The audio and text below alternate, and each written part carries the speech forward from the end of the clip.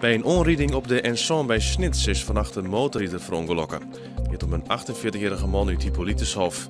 In een flauwe bocht op de hichte van industrieterrein De Hemmen ging de man onderuit. De taddracht van het ongeluk is nog net bekend.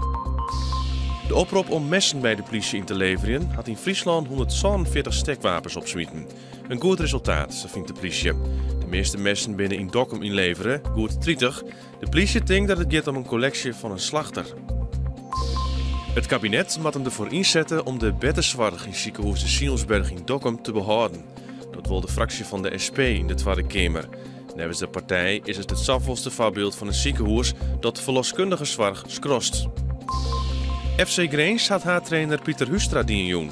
De ouddrachtster werd aanrekenen op de minder resultaten die hij met zijn team dit seizoen hellen. FC Grains eindigde teleurstellend als 14e in de competitie.